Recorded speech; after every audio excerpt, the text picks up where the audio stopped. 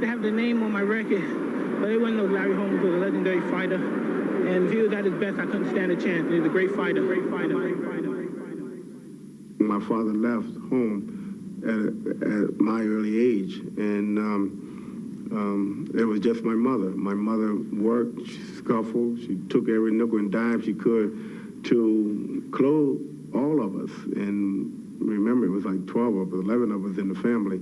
And we welfare, surplus, Salvation Armies, and handouts and whatever you want, or hand-me-downs. And that's the way we lived. And so I had something to fight for.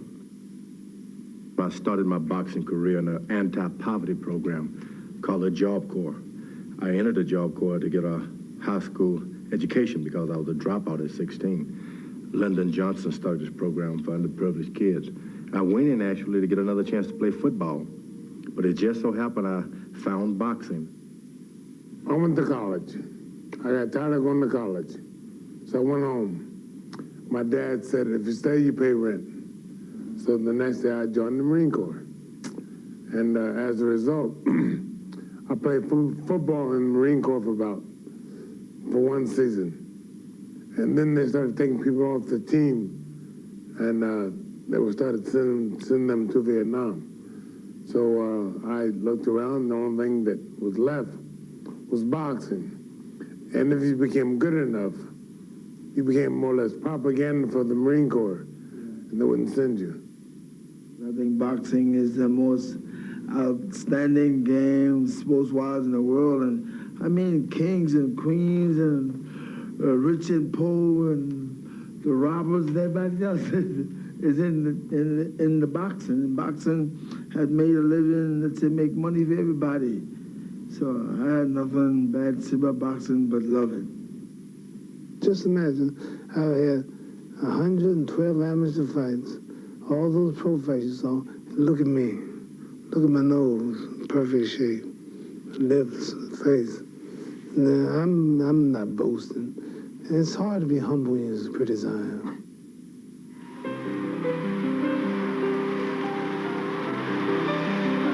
In 1954, the Columbia came, they call him, somebody stole my life.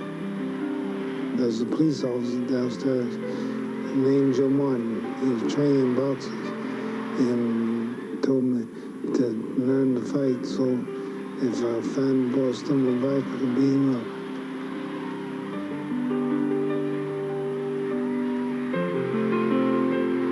I had medals, belts, titles for my money. So I turned pro.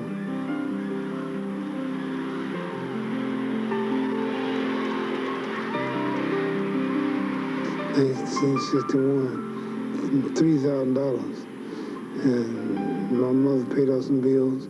I kept a couple hundred. I liked that, and I kept fighting. And went down to Florida with Angela Dundee and started from there.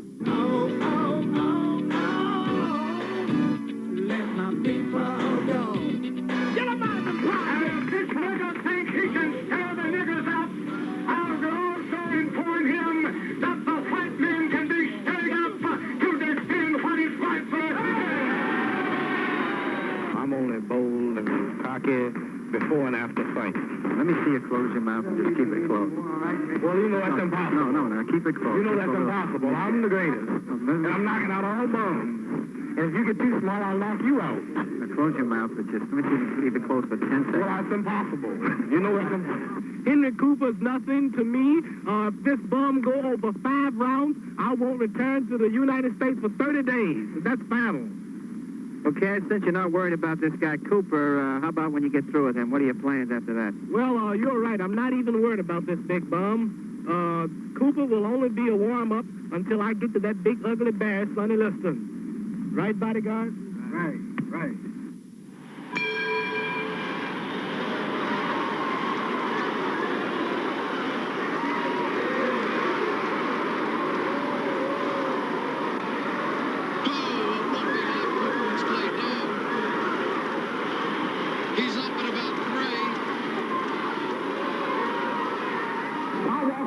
London, England, I jumped off the airplane. Picture, cameramen, everywhere I go. You can look in the gym today. The TV, the cameramen, everybody follows me. I'm so great. The 5th round came. Yeah, I said, come on, sucker. Oh, there's a vicious cut over Cooper's eye. The referee's looking at it. He has to stop the fight. Man said, break it up. I said, there he is. There he is. And walked on out of the joint. Clay wins by TKO. Ladies and gentlemen, this is Cassius Marcellus Clay. He's young, he's handsome. They know it. He's a poet, a prophet, and many people believe he'll be the next heavyweight champion of the world. I saw Sonny Liston a few days ago, Cassius. Ain't he ugly? He's too ugly to be the world champ. The world champ should be pretty like me. Well, he told me to bet my life that you wouldn't go 3 rounds. Well, if you want to lose your money, then bet on Sunday. Oh, may I ask you Because this? I'll never lose a fight. It's impossible. Tell him. It's impossible. Never lost a fight in your life. Ask any of my fans when was the last time they lost. I'm too fast. Champion from I'm the the crib. king. Born the champ. Born the champ from the crib. Ah!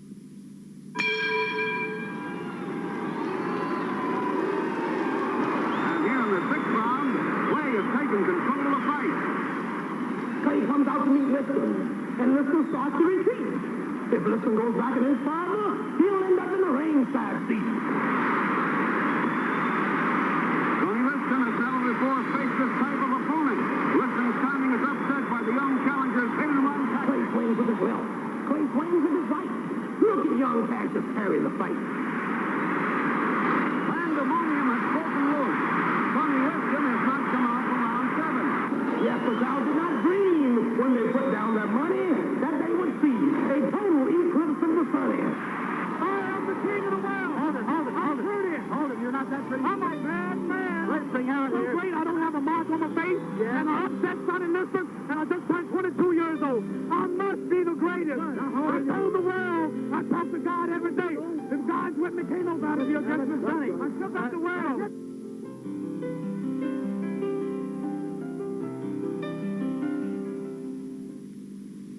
I was more like a show shooter, a sharpshooter, a marksman. Everything that I went at that particular time, I made sure that it was on target.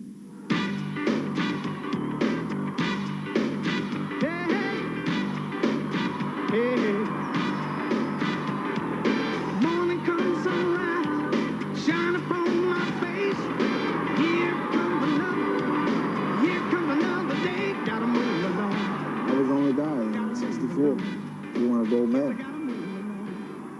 Second list of fight, it was luck. It was luck, they said. Clay came beat Lester. So they came to roast the man. I said, I've invented the anchor punch. And it's so fast, slow motion cameras can't detect the speed. A short, jousting right to the jaw, and Liston goes down. Champion refuses to go to a neutral corner, and referee Joe Walcott tries to push Clay away. Liston still hasn't heard a number and doesn't have the slightest idea what the count is. I don't want to mess with your trainer. I just want you to know that from now on, you are the rabbit. Lord Patterson, the hare, the rabbit. George Cavallo, the washerwoman. And during the times we fought, I gave my opponents names. And I said, after I retired, there'll never be another one. And there haven't been nobody since me.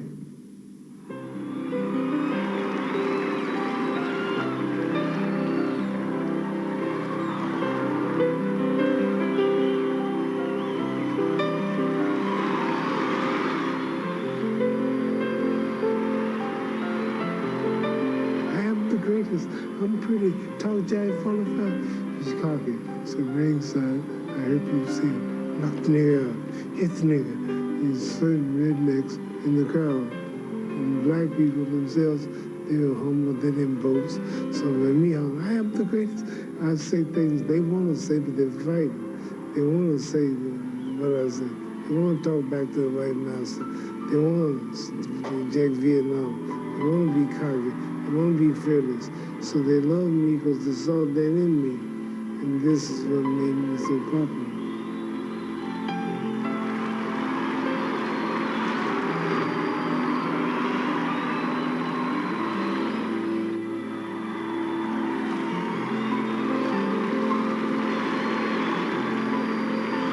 I never liked the word killing thing because my intention was to win, but never to kill, even when I knocked the man out. I was happy to see him come back to. It's not the action that makes the thing right or wrong, but the purpose behind the action. My purpose is not to kill, just to win, look good, beat the guy. And only Allah, God knows my intention. Are you taking Zora Foley too lightly? Why would you say that? Because every indication has been that you're confident that you can beat Zora. I'm confident I can whip all of them. This ain't nothing new. My image has been confident. What you trying to make it look like something new for? I'm always confident I can whip all of them. You're being extremely truculent. Whatever truculent mean, if that's good, I'm that.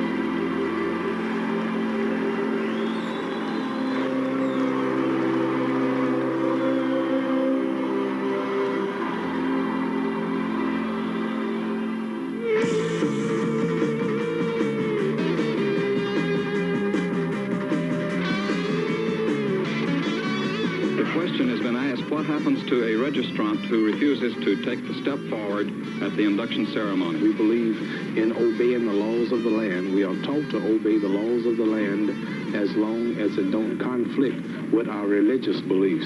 Then he is returned to the ceremony room, given another opportunity to take the step forward which constitutes induction into the armed forces. Whatever the punishment, whatever the persecution is for standing up for my religious beliefs, even if it means facing machine gun fire that day, I will face it before denouncing Elijah Muhammad and the religion of Islam. I'm ready to die.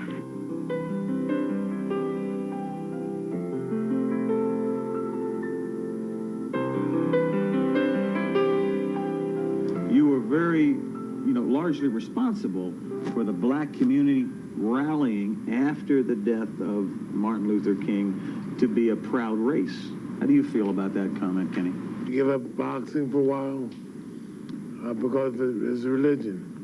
He was a man who believed in what he taught, what he said. Mm-hmm. And not many men will do that. Make a statement and stand by it no matter what. You respected that? I did. George, can I ask you what it meant to you having a Muhammad Ali, a black leader? Did that mean something to you? Limiting him as a boxer is injustice because he inspired people in basketball, football, even actors would see him and move up a notch.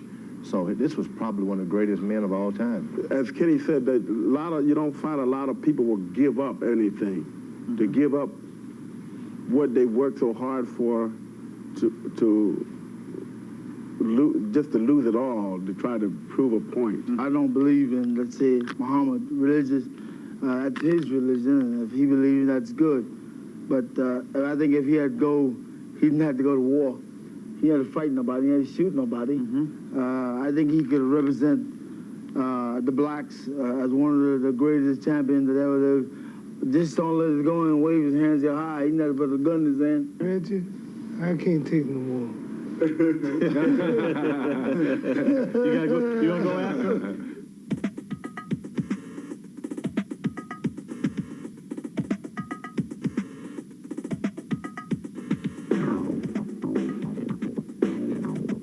Today, we're able to announce that we will have open and we believe operating this summer, coast to coast, some 2,000 child development centers serving as many as possibly 500,000 children. We called our program Project Head Start. I am a product of a compassionate America. I'm proof that when a country does not give up on its underprivileged, good things can happen. Probably it was the style to be compassionate during the 60s when I got my push. Of course, things go in and out of styles, and probably the last few years it has not been in style to be compassionate. And of course, I think that things are leaning toward that way, and then when it does, everybody can comprehend people, convincing the poor that they can. Right now, it's just not in style.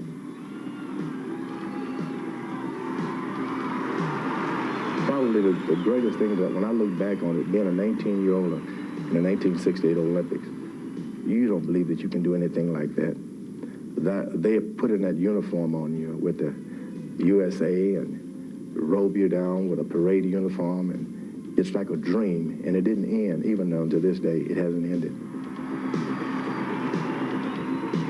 Some kids grow up knowing that they're an American. I grew up out of the gutter, robbing and stealing, hiding from the police.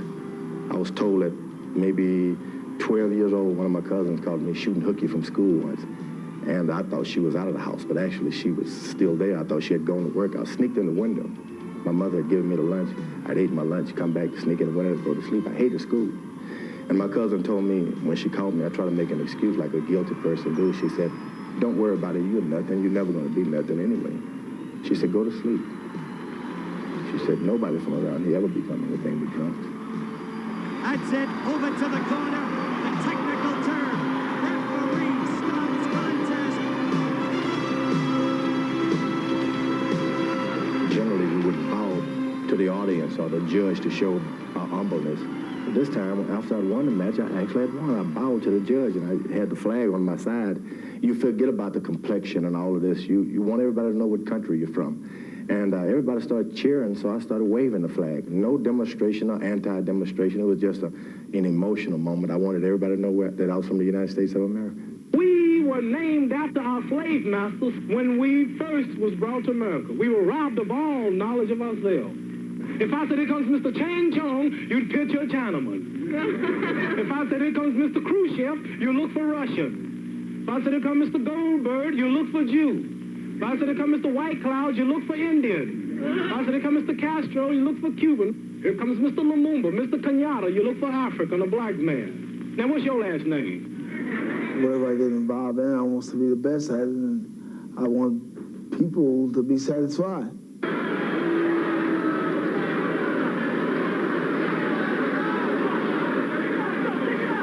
I would like to hear this from you, and I want the world and the cameras to hear. Who's the heavyweight champion of the world?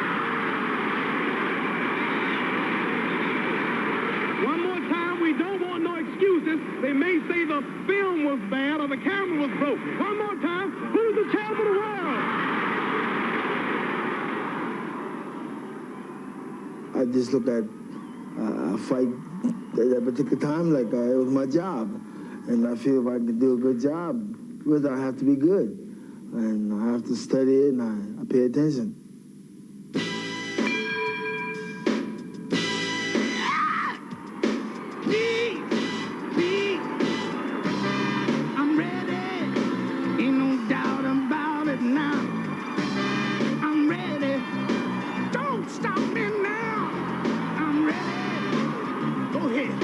Give it all you got, 'cause I'm ready.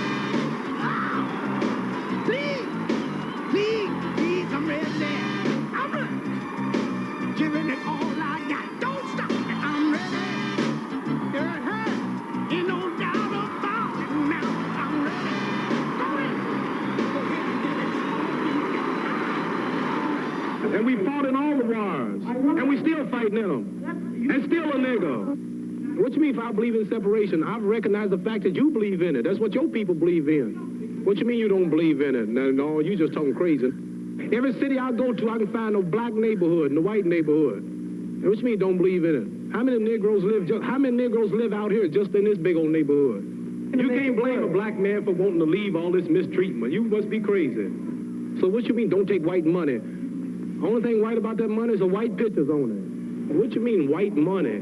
If that's the case, I should take off these clothes. You made them too. I shouldn't fly in your airplanes. What am I going to do? Just go out and lay down somewhere and hide in the mud hole?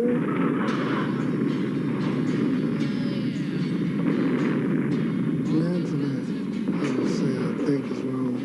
But I see why, at the time, the people in authority did what they thought was right. It's just too bad they didn't recognize me for doing what I thought was right. So, yeah, it kept me out of the game a while, made the comeback bigger, and most people recognize me today mainly from my beliefs that stood up for more so than the boxing. So I didn't leave the war. I knew it was wrong. We shouldn't have been there, and I could see it. And later, God made it where I turned out to be right.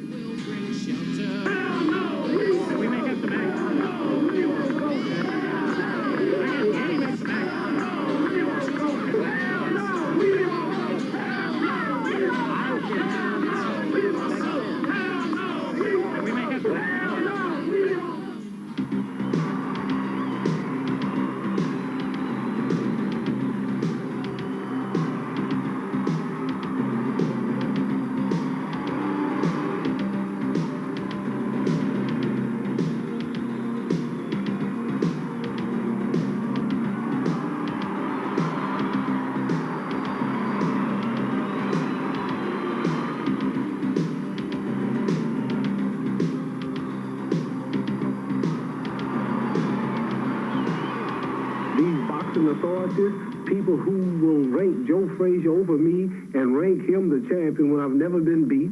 I have the belt in my living room that John L. Sullivan had, Jack Dempsey, Rocky Marciano, Gene Tooney, Jack Johnson. Traditionally, I have the real belt.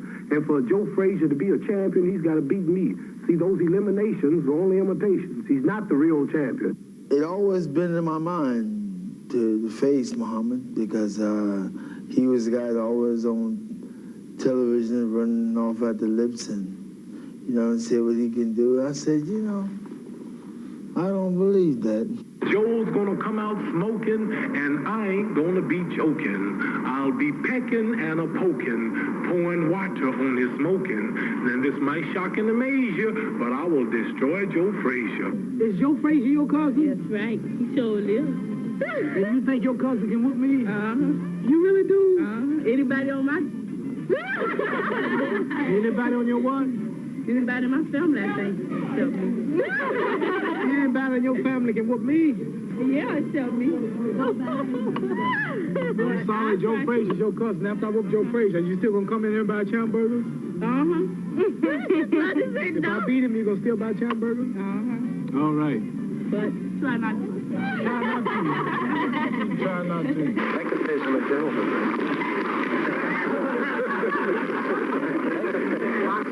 You better watch out. Bring your hands up. Like that? You used to hold him like that. Bring it down. Raise the left leg. Left leg. Left leg. And the other one.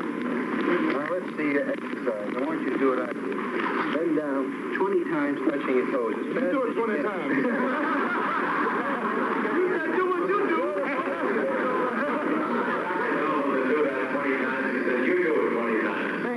Come on, let's have some action.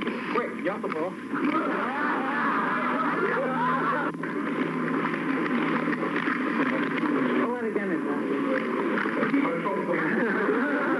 What happens if you're out there and the bell rings for the 11th? Isn't there a danger that you, having said it ain't going to go more than 10? So what do you think I must do? Turn around and jump out the ring, cut the bell, or something? I'll show you what a real champion is.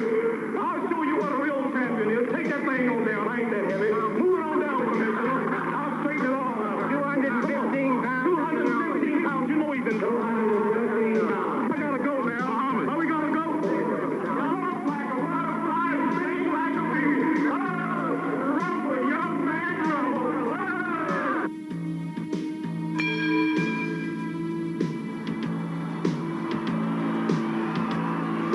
Frazier is not the easy target he used to be. He's bobbing and weaving all the time. And he's dangerous. His best punch the left hook. Muhammad Ali's best punch the jab. And his good combination. First clinch of the fight.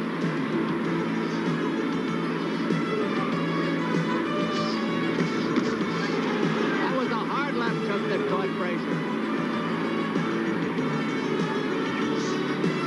Frazier is more vulnerable in the first round, and Muhammad Ali knows that.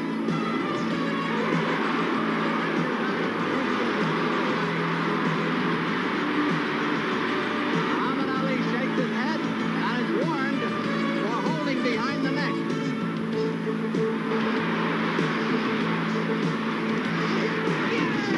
Muhammad Ali has been missing. This is Joe Frazier fighting me. Punches around. See? This is Joe Frazier. He's trying to block him. What he's doing is catching him, see? And Frazier has gotten wild. He's lost the good timing he had earlier. Lost the rhythm. That one hurt. So did that. Muhammad Ali was wrong. He's holding on desperately.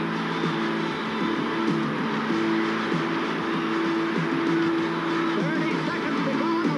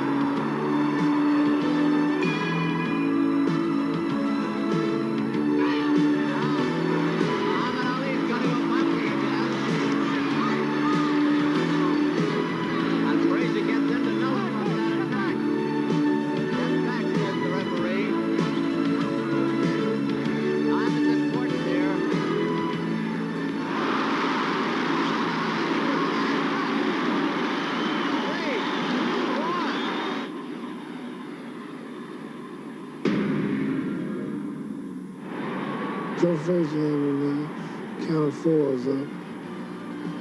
I've never been knocked out, never been really beat up. See, as what you said about Muhammad Ali, I never took no beating. I never been beat up. I never been really knocked out with a hand count 10.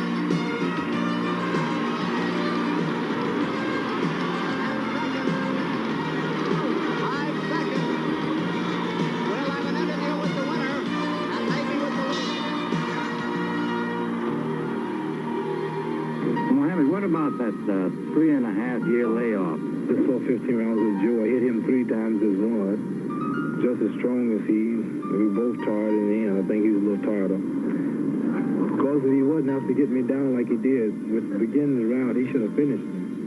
If he was really strong and had the strength, but I could see he wasn't. He was missing a lot of hooks. He was exhausted too. But he kept forcing it. But the 3.5 years, I think, did a lot, but I still have enough left to get away with things like that with Joe Frazier.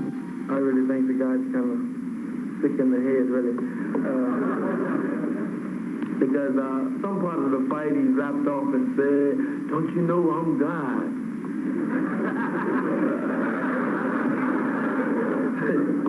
So he keeps saying it, you know what I mean? Every time he throw a punch, you know, "Don't you know I'm God?" And I got under some of them questions. I said, "Well, God, you're going to get whipped tonight." Was there conversation during the 14 rounds? I remember around 14, I was saying, "I'm crazy. I'm bad." He said, "I'm crazy Don't too." you know I'm God? I'm not God. I wouldn't tell you, "Don't you know I'm God?" Yes, you say. I don't know. You said it. You heard something wrong. Told me you were God. I hate you so hard. You wasn't that hard. Muhammad, during that fight that you lost, you said you'd kiss his feet. I lied. Throughout the long and difficult period of Watergate, I have felt it was my duty to persevere, to make every possible effort to complete the term of office to which you elected me. In the past few days, however, it has become evident to me that I no longer have a strong enough political base in the Congress to justify continuing that effort. What worries me now is this belly I got. It just won't come out. Usually when I was young, I could run it and sweat it off. I'm exercising, I'm running, I'm training, and every day I look at my belly, it's the same size.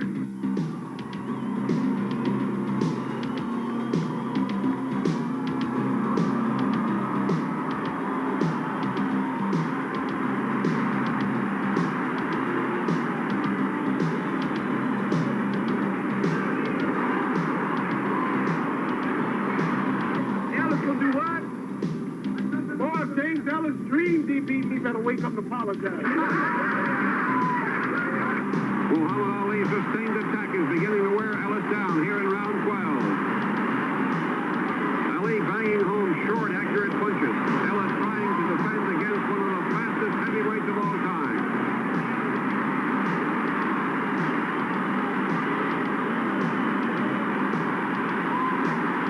The game, Jimmy Ellis, a thoroughly beaten fighter as the referee stops the contest. I mean, I was scared of Joe Frazier. Nobody could tell me anything weak about him because I know there weren't any weaknesses. He'd even beat Muhammad Ali at this point. And my scheme, or my part of psychology, from that point on early in my career, I would stare the guy down. I started getting in their face, looking them dead in the eye. If they would drop their face, I knew then I had this edge. But when getting ready to fight Joe Frazier, I had to look him in the eye. But I was hoping he wouldn't look down because my knees were uncontrollable. I couldn't stop them from shaking. I used to look at guys like Henry Armstrong and watch how these guys throw punches, and Sugar Ray Robinson, and see Henry Armstrong was a guy that never stopped. He throw like 300 punches in a round, and steady moving. So I said if I can be like that, and I can do that and keep that pressure on him, he'll eventually break.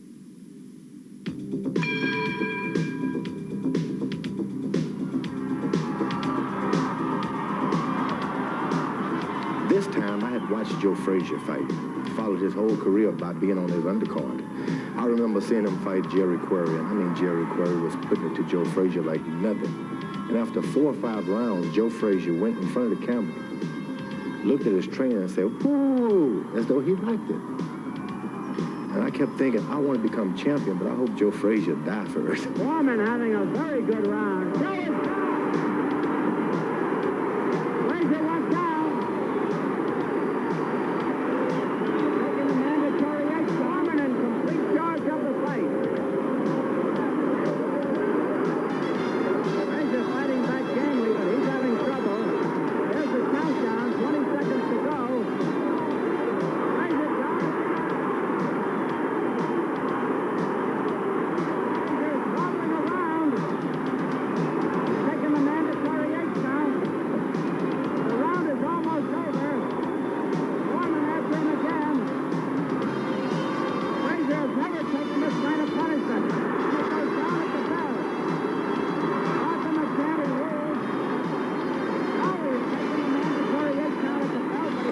Bell ringing, I wondered, what am I going to do? And he came out, and he threw this famous left hook, and it just barely missed me. It sounded like a pistol. No, like a rifle. A bullet just going past your head. And I knew then that if I didn't hurry up and get that fight over, that I stood not only a chance of losing the match, but really getting myself seriously hurt.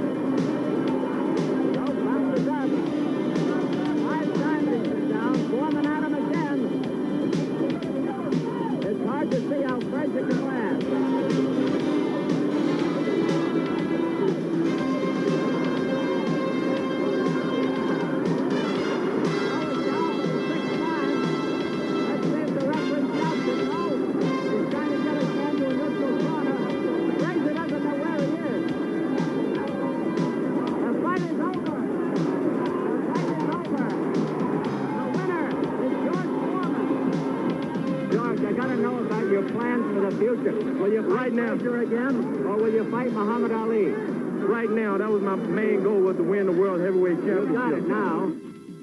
I knew I could beat Ali. In my mind, I told myself I could beat him. If I had not have done it, I would have put on such a good show.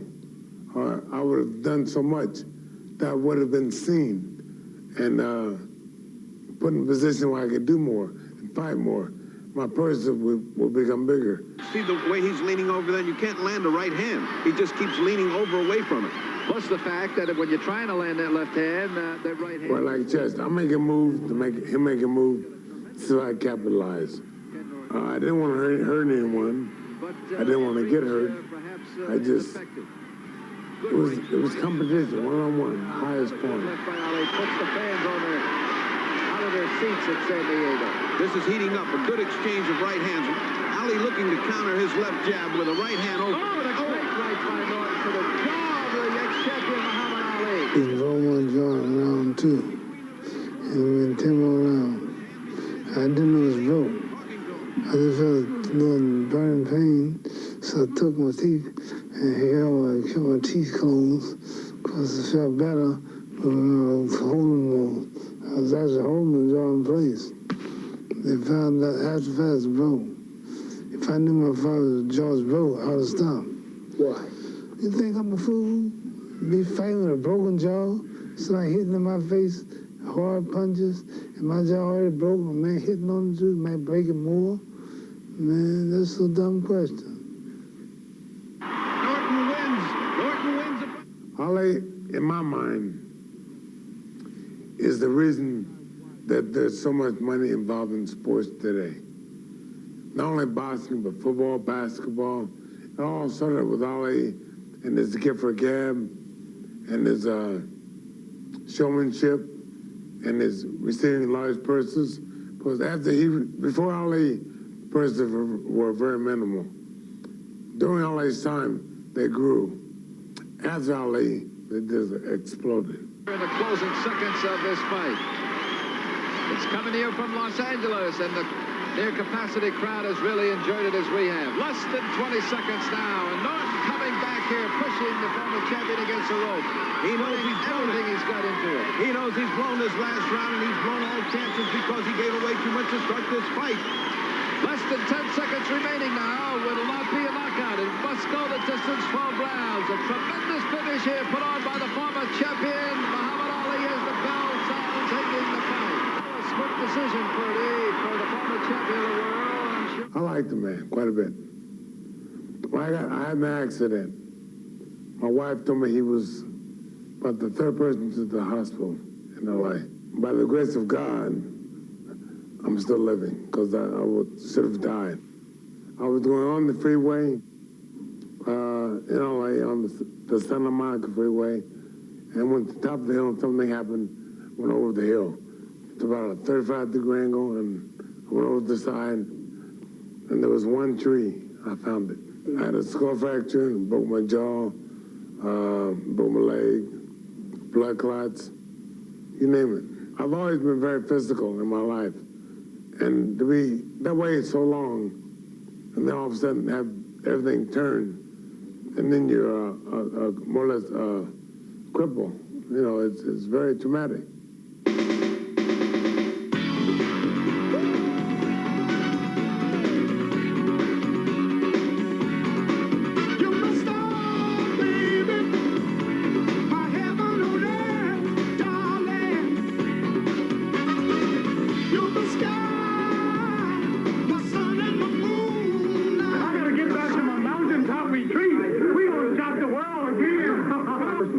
If you've been around this guy long enough, you know what I mean, somehow you could have a lot of hate in your heart, you know, when that bell rings. But otherwise, you look at him and laugh, there's something wrong with the guy. Oh, the second fight, I was more prepared than any other fights. I forced the whole fight, and let's say he did all the whole, and he bugged me all night long. I'm glad he didn't have no money on me, because he probably would take some from me. Ali and Frazier visited our studios while preparing for their fight number 2 and to analyze their fight number 1. He gonna bring up the hospital. What's different? Why'd you go to the hospital? I went to the hospital for why you figure on me? I went to the hospital for why you figure on me? Man, you know, sit down. Sit down, man. Sit down, Joe. Why you think on me? Sit down, Joe. Huh? Sit down quick. Why you think on me? Sir, the fellows are here. This too? No. Sit down quick, Joe. Well, we're having a scene, as you can see, and it's hard to tell whether it's clowning or for real between the two fighters. This kind of thing has been going on all along in terms of promotion of a fight, and this time it seems to be for real, because Joe Frazier is really angry. I think that Ali is probably clowning.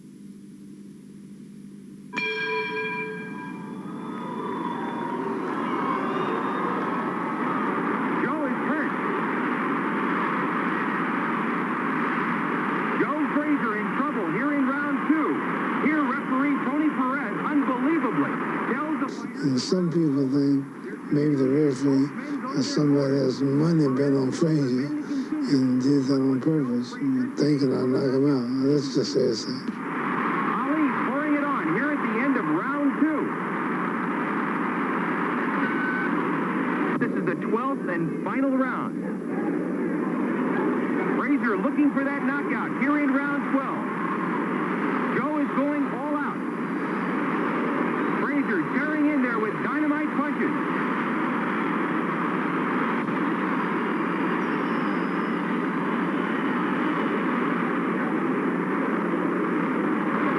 A punishing left to the head by Joe Frazier.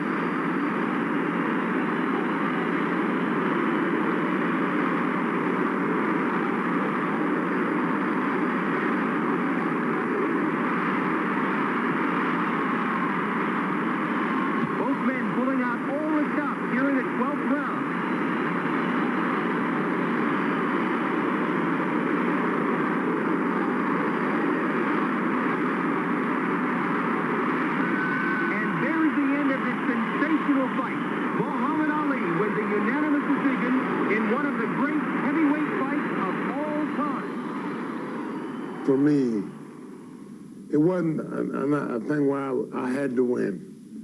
It was just a challenge for me to go in and take care of business and come out without getting hurt.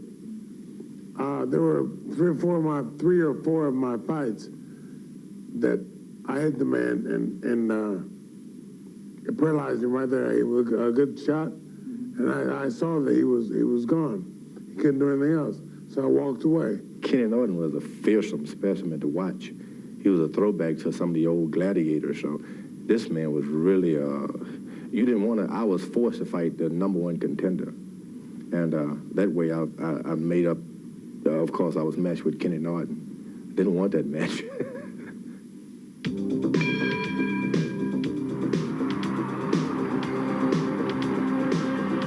Round 2, scheduled for 15, the heavyweight championship of the world. Oh, good right hand, the left-hand side of the face of Norton. Norton is a bit stunned as Foreman is teeing off, and it looks like Norton has really been staggered as he went up against the rope. The referee is giving this a count. Yes, you'll have to take the 8 count. Okay, 7, 8, and here we go as Foreman comes banging on in the second round. Norton goes down again, a left hand on the side of the head. Norton goes back and has to take another 8 count. No, he doesn't.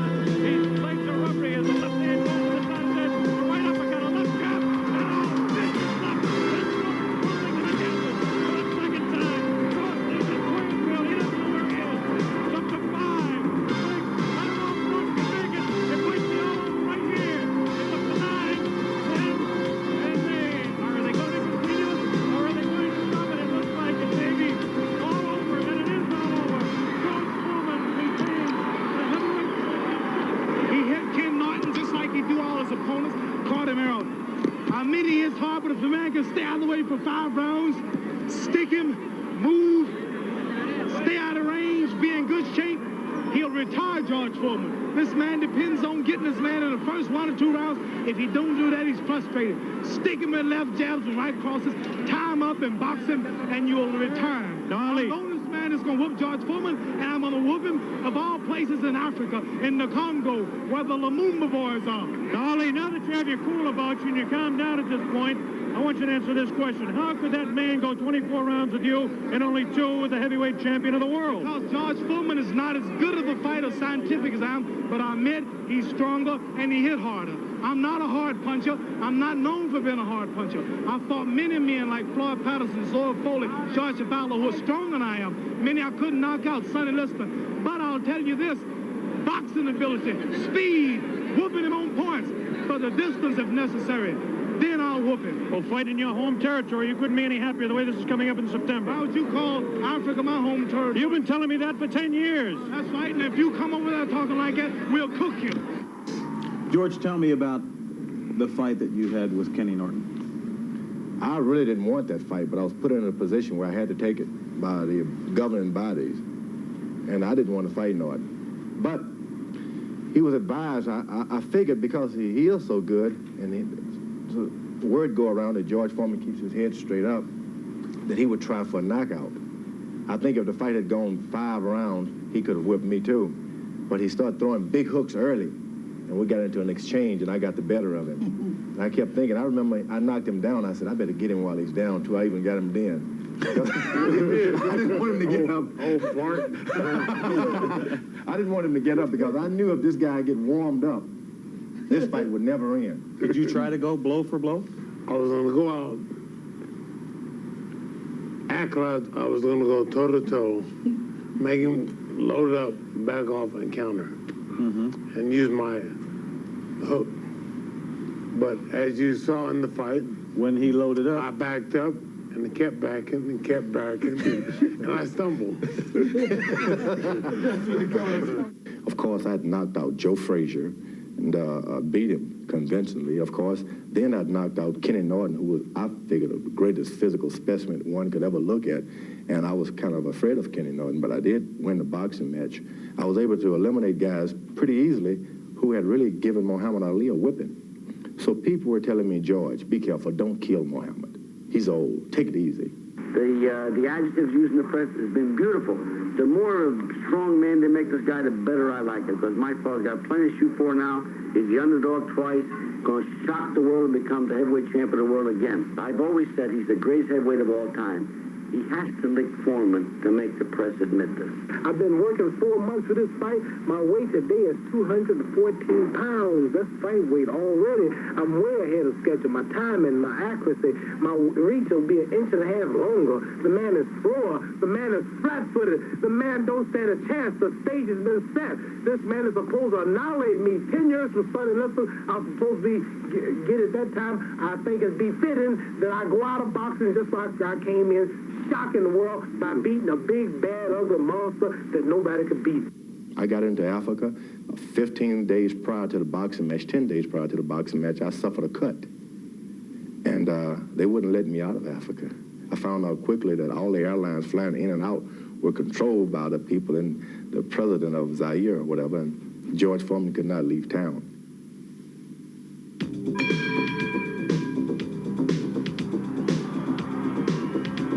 1 minute left in round number 1.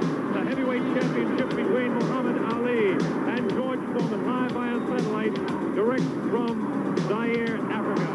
That punch did no damage. That one did. 2 wild right hands taken on the side of the head of Muhammad Ali. Ali continues to try to tie his man up. Back late, separates him. Wild left hand, vicious hook.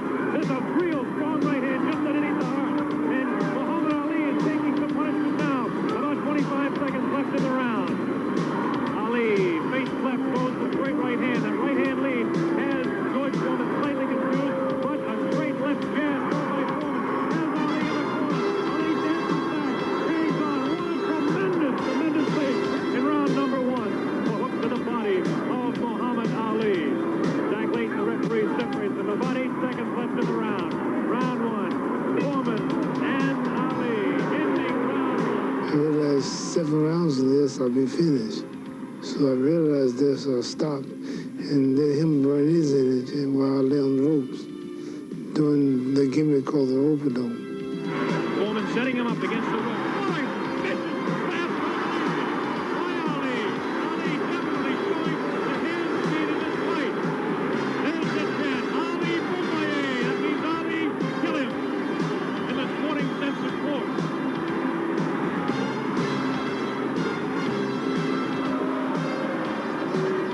Ali making Foreman look a bit awkward. That punch did no damage again.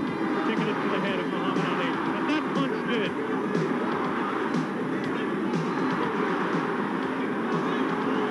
I hit him with a good shot. You know what he told me? That's all you got, Ear of Foreman. Why he continues to taunt him. Ali super confident. Foreman looks unusually slow with his hands. Look at this now. All of a sudden he opens up. 4 punches downstairs on Ali. Ali, of course, has protection around that area he was being hit by. Ali showing the ability to punch inside against George Foreman. Now the fighters move across the ring. A right hand lead by Foreman this time. Another right hand. A good right hand taken on the left side of the cheek, on the jaw of Muhammad Ali. The best one so far for George Foreman. I don't know what to start, but it did spin the head around of Muhammad Ali. I have to say the heaviest punch so far was definitely landed by Foreman in that exchange. Ali trying to hang on. Might have been just stunned by that blow. Vicious right hand goes twisting by the nose of Ali. Ali continues to talk, continues to taunt. 30 seconds left in round number 3. Foreman looking for his opening to unload that left hand underneath the heart of Ali and drop the right. There he goes to the right, but it just didn't land that time. Very even fight. 10 seconds left now in round 3. Ali showing his domination. The hand speed, left, right, rotation to the head of Foreman. Foreman again takes the right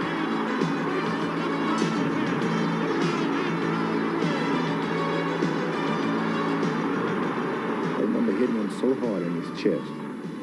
And it, not only did it hurt him, it sort of dehumanized him. He looked at me as if to say, I'm not going to take that from you. And he came after me, he remembered the pain, and then he said, forget it, he covered up. couple of my trainers, get off the ropes, move. So I told him I'm going to fight my way, I'm going to do it my way, and shut up. Ali hanging on, getting away with it. The left hand taken on the side of Ali's cheek. The left hook again. I went to finish him off. 2 rounds, I said, I'm going. I don't care about the 5, 6 rounds. I'm going to knock him out in 2 rounds. 3rd round, he was still there. I said, well, who cares? I'm not going to pace myself. I'm going to knock him out. Finally, after 5 or 6 rounds, I was burnt out. This experienced great athlete withstood all of this pain because I hit him with some of the hardest shots I'd ever delivered on a man. It would knock him back and out. He would literally stand there and wake up again. Very even fight. Ali, a sneaky right hand. Another sneaky right hand. This time he worked over the shoulder of Foreman.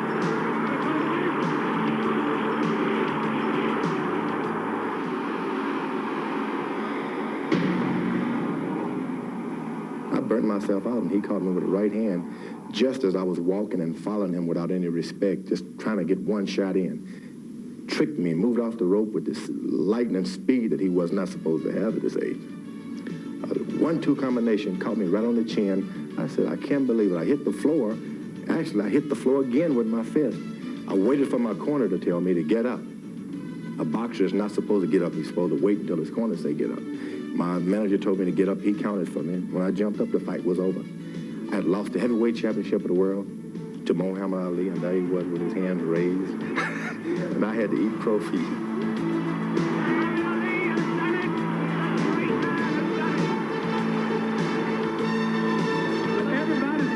Now, attention.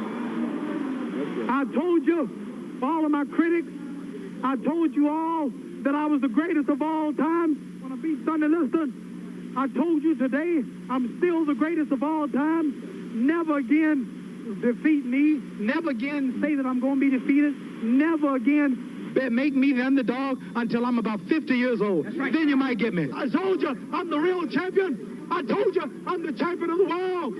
All of you bow. All of my critics crawl. All of you suckers who write the Ring magazine. All you who criticize Muhammad Ali, I want you to bow, crawl. Crawl. Because the back thought it was gone. Thought it was old, washed up. Thought I couldn't talk no more. Thought I was through. And they tell the whole world I'm back. It might be the first black man to go on the moon. Come to Muhammad Ali. Do you think to this day that the ropes were made loose that night on purpose? Everybody needed an excuse. I couldn't live with myself without an excuse, so I blamed it on the rope. I blamed it on everything. That devastated me. I was undefeated. I never had lost a boxing match. You had a difficult time with it. And so I couldn't adjust to that. So you give me an excuse, I was picking them up out of the air. Oh, yeah. My shoes were too big, anything. People want to see me and Joe Frazier. They still think Joe Frazier can beat me. And I got his conscience right here to keep me on guard. See, here's the way he looks when you hit him. Come on, gorilla. This is a thriller. I think a lot of people thought, and myself included, that you didn't like it. And you used it. No, I didn't like it. You used it to get yourself fired You trying to start something? No. No, I'm just asking a question. No, I really didn't like it because, number one, I know the fact that it wasn't the base of trying to get any more people, let's say, butts in the seats, because we all had guaranteed. I know that he was out to get me and out to hurt me more than anything else. The words was more hurting to me than, let's say, the punches. In the pre-fight commentary. That's right. The punches mean nothing to me, you know. What were some of the things that bothered you? He called me Uncle Tom. I never know what Tom was. You know, I thought it was a guy that peeped through windows or something, you know? And I never peeped at no window. It's Peeping Tom. Peeping Tom. He called me Tom. I thought it was Peeping Tom. Our main event will go this handsome trophy donated by... People tell me, and the things the boxing authorities also admit that the Frazier fight in the Philippines was about the best, action from round 1 to round 13. Every minute, moving and punching.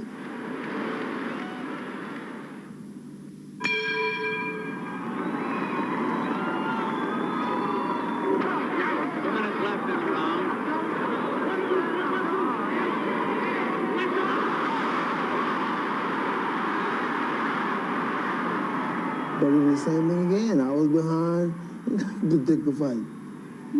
I was at points I was behind in that fight, you know. And it was like maybe 125 or 30 degrees in the ring or more. Ali won by the referee for grabbing around the neck. But it's not really in disrespect to him, but I feel comfortable about it because we had 3 fights. And you look back on the films today and you watch them, then you know who won them all.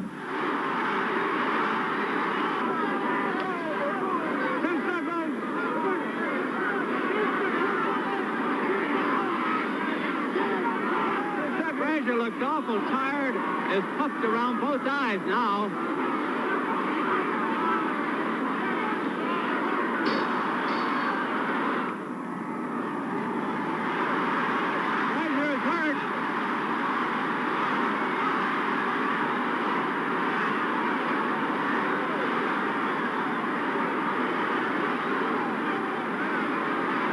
Badly hurt.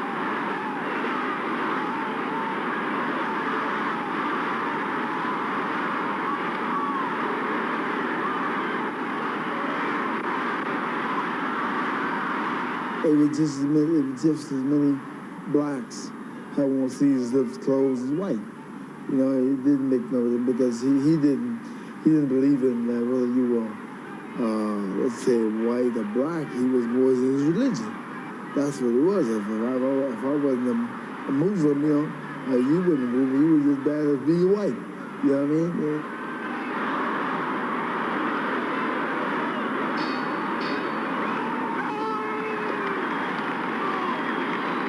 Frazier was within a punch or two of going down. It's all over.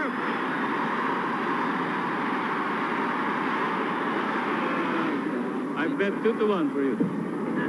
Although you don't need the money. Joe Frazier still wants to beat me today. Oh, that may be a good joke. If you're watching this, after I come back from Cone, your son, I'll come back for you. So I'm not going to say nothing bad about Joe Frazier. Joe Frazier, I love you. We're brothers. You're my man. And I ain't going to let this man start another fight. It's always some white man trying to get 2 brothers to fight. I ain't gonna let this white man get me in trouble. And here comes Joe Frazier, a man who has brought nothing but decency and integrity and indefatigable effort to his trade. And look what he's done. Look what Joe Frazier has done. He shaved his head. Frazier trying to fight back. Foreman dominating. Round 5. Foreman got in. Good coming. And again, you saw it there. Frazier's hurt. Frazier's hurt again. One right hurt Frazier.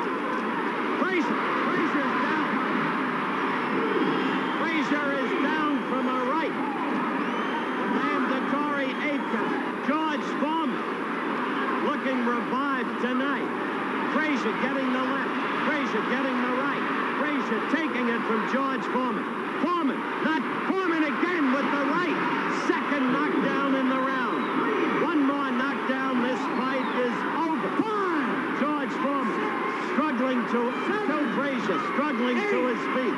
George Foreman poised in the neutral corner. Look at him. In total command now. And Harold Vallon says the fight is over. George Foreman wins in the 5th round by a technical knockout.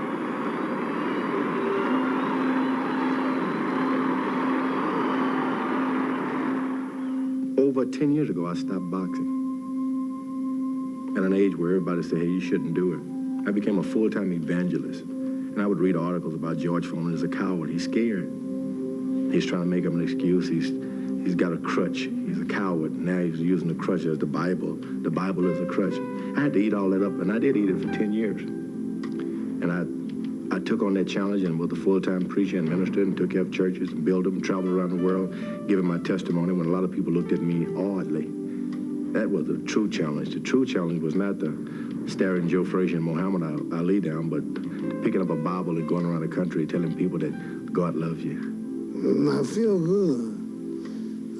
How I look? I feel good. When I walk about 12 miles in the morning from here to Holiday Inn.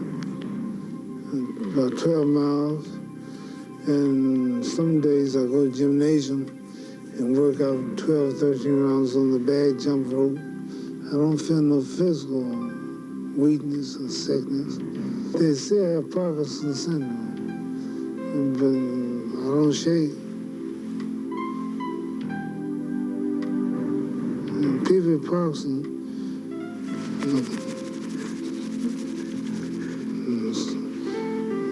that's what I'm supposed to, sometimes third speech, and I believe that I have something. It's nothing critical.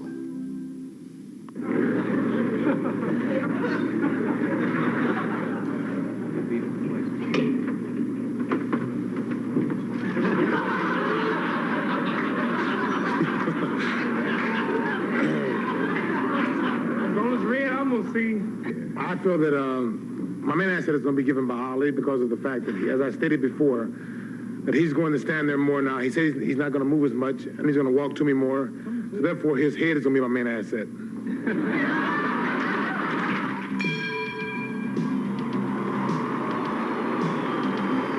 his toes, Norton still doesn't know how to solve the style. Norton's got to trap him on the rope. Al grabbed him. I won one fight, and the second fight, he won my split decision, correct?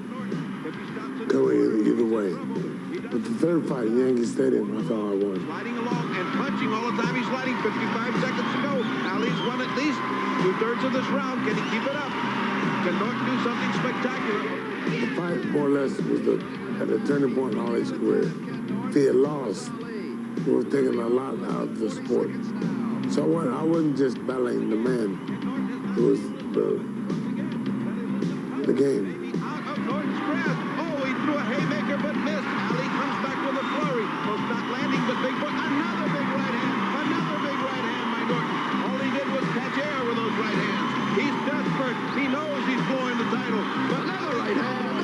Connects and he misses with a left and almost falls down as Ali pushes him off of the jet. A good right hand catches Ali and the crowd comes to its feet with less than 10 seconds. Ali holding on. Norton is desperate. 6 seconds, 5. The bell's about to ring to end this fight at Yankee Stadium, and we'll be back with the decision. Oh, Norton's screaming at him.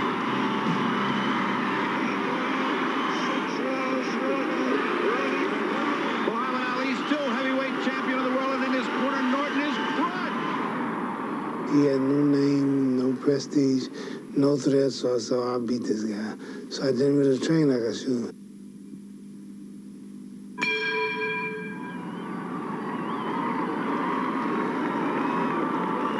Tremendous action by the champion here. Where has he been for the previous 14 rounds? We are under 40 seconds.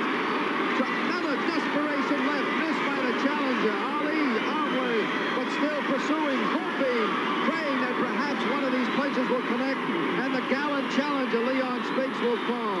24, 23 seconds. Spinks dead tired.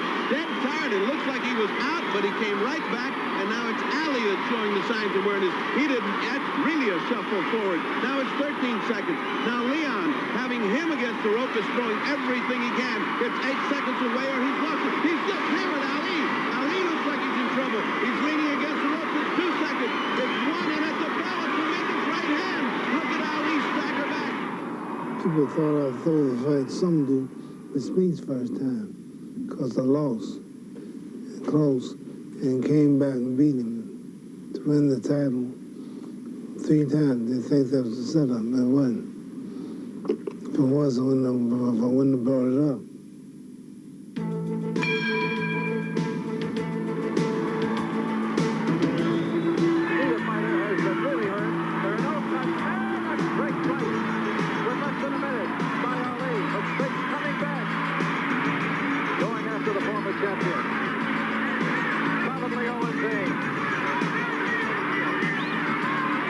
seconds to go. And unless Leon Spinks has got some superhuman effort in him, he can kiss his crown goodbye.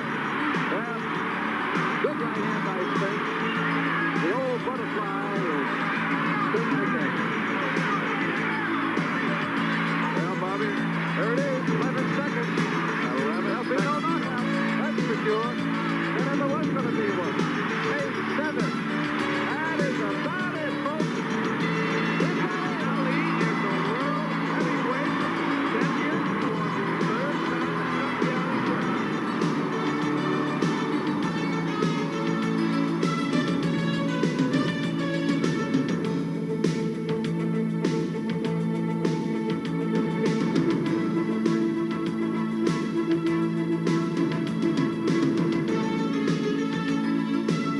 It's my world.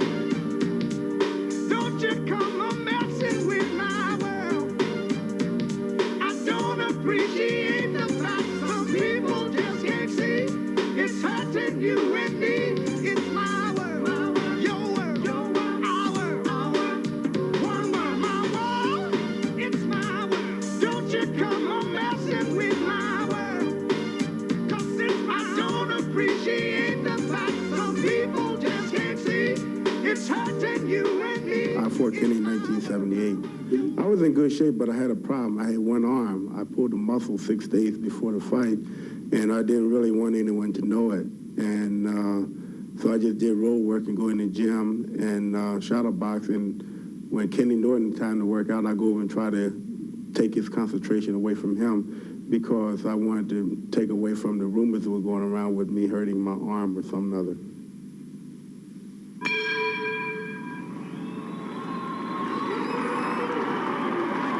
Really now, this is what he has to do. It meant something to me when I fought those guys.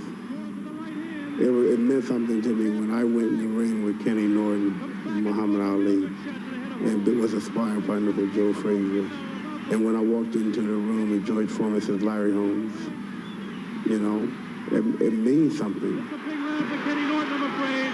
In the waning moments now of the round. I never Larry is fighting desperately. was serious enough about boxing. I never really put myself into it to the point where it was that or nothing. This has been a great boxing show. Both fighters courageous as Holmes comes back, scores a good shot.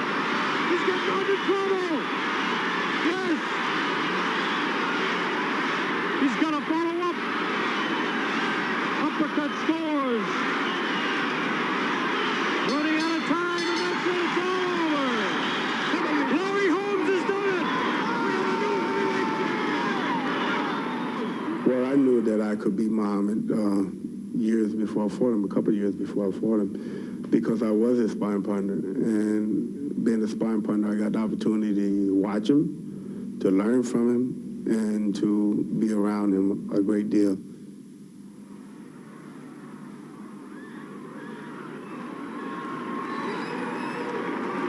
In the blue corner, the challenger, the three-time heavyweight champion of the world, Muhammad Ali. Fighting out of Eastern Pennsylvania. He is going for a record 8 straight KO in the heavyweight title defense. He is the WBC heavyweight champion of the world, Larry, the Eastern Assassin, Holmes. Whether Ali can pressure Holmes early enough to get to him to cause him trouble. He wants to prove he's got it over Ali. To me, he's a legend. He was a legend. He's still a legend. And you don't want to fight anybody like that, especially a guy who helped you. But Ali hasn't thrown any punches yet either. The time was off, and he saw the punches, couldn't take it. They tell me there's old age. You see it and you can't take it. See it coming, you can't get away. That was age.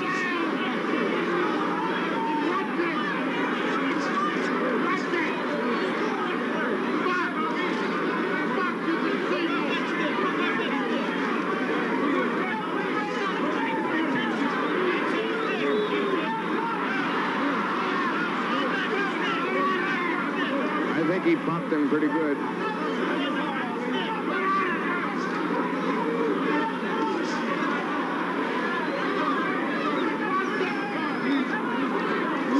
I'm pleased that he's throwing it right. Coming into the closing seconds now in round one.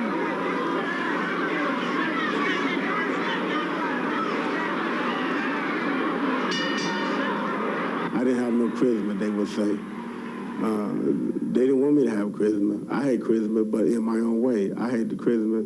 I didn't want to go out and say, I am the greatest. See, Muhammad did that. That was his thing. And if I did that, they would say, you stealing the line from Muhammad Ali. And if I say, Muhammad Ali float like a butterfly, sting like a bee, but don't forget he met Larry. They would say, now you're writing poems, trying to be like Muhammad Ali. So, you know, everything that I said and done, I was on the border. I was right on the edge. I could fall right off. And so, therefore, I tried to stay away from the press as much as I could, because any little thing that I said would hurt me.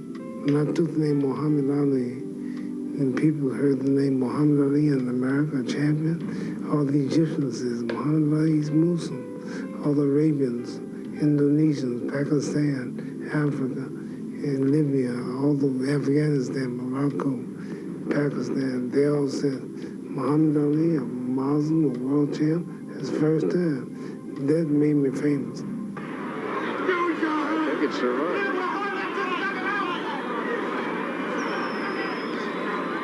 I always fought on a fair fight. I trained too hard for the fight. I didn't make an excuse. I should have did better. I was more worried about my weight than really conditioning. Larry just continues to tee off the whole story of the fight. And Holmes throwing punches and Ali doing nothing, just taking shots. 100 degrees heat and didn't sweat. Something's wrong. Come on, that's it. Dig in, dig in. Bring it up, Big Jack. Here he goes down. His punches, he's taking his dues, but it's to play him down. He could lay down as soon as he found out that his arms weren't working. He's staying there. Title is one thing. It's not like losing a job or losing your life or losing your wife. He said that's lost. He handled it with dignity. And the handler wants to stop the fight. And they all have bargained with him.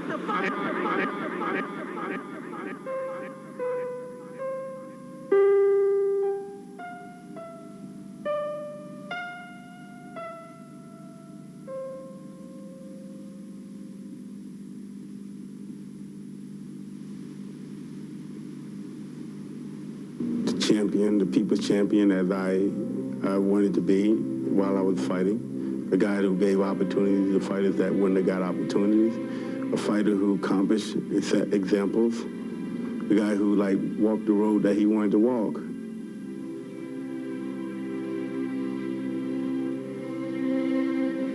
I want them to have the record straight that I was a good boxer and that I did fight some of the top contenders and that I did fight for the championship of the world and won it fair and square. If I can be remembered and have my name called in the same fashion as, like I said, Jack Dempsey, Muhammad Ali, and Joe Frazier, I'll be a happy man. I'll be pretty contented with that. I don't want to be remembered as the greatest at all. I just want to be remembered as a good boxer.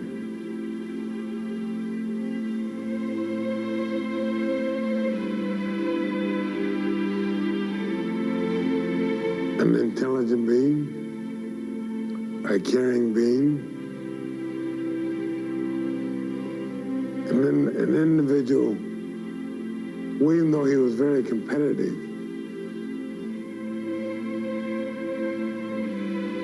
I would say in his heart that he never wanted to injure anyone, and that he was a man who believed in God.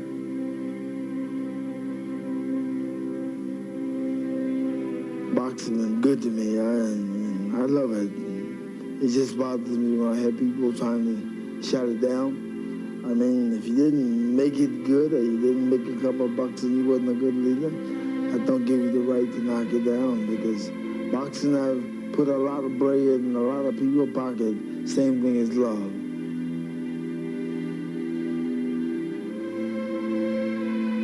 Listen, I don't have to say I'm the greatest. When I quit boxing, the game died. then he died. Tyson came along, but still, when you watch Tyson, he's good, but he's no Muhammad Ali.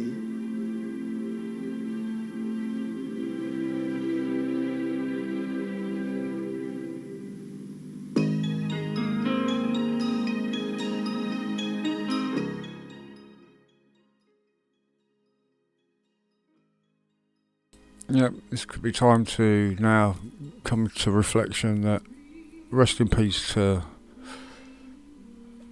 Muhammad Ali, Joe Frazier, Ken Norton, and now George Foreman. Rest in peace.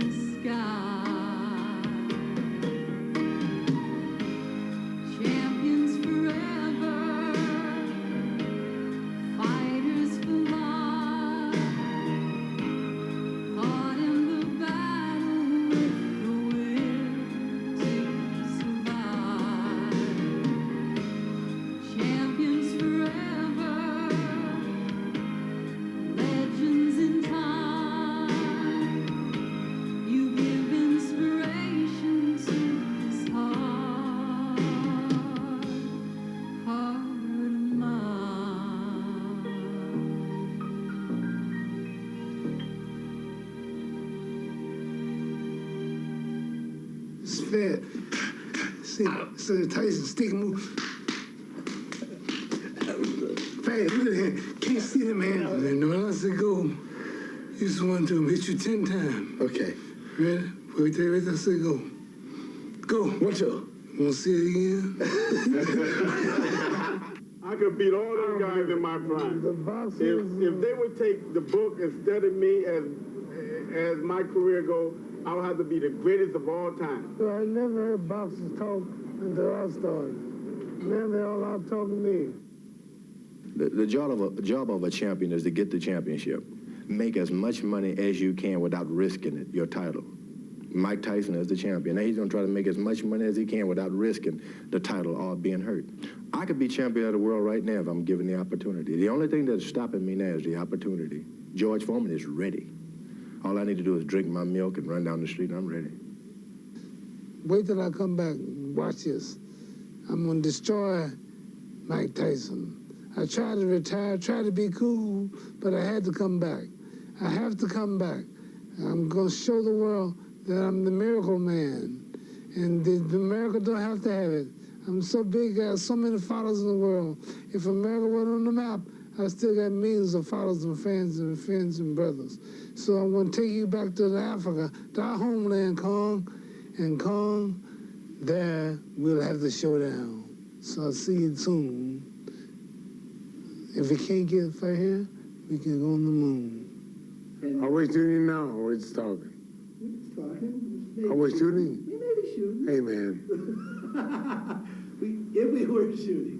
No. I must know up front. You get nervous about... I don't get nervous. I want to know up front, Leroy. He beat me one. He beat me in that time. He beat you a second in the He didn't beat you. He beat me that time. He didn't beat you the second time? Yeah.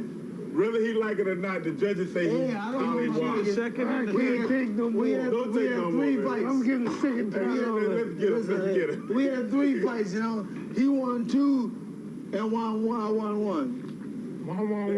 I'm ready to get over there. Go get it. Don't get it. I got it. Hold Joe back. Hold Joe. Whoa.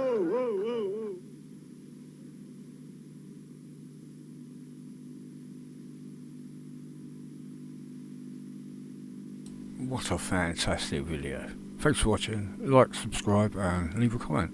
Take care.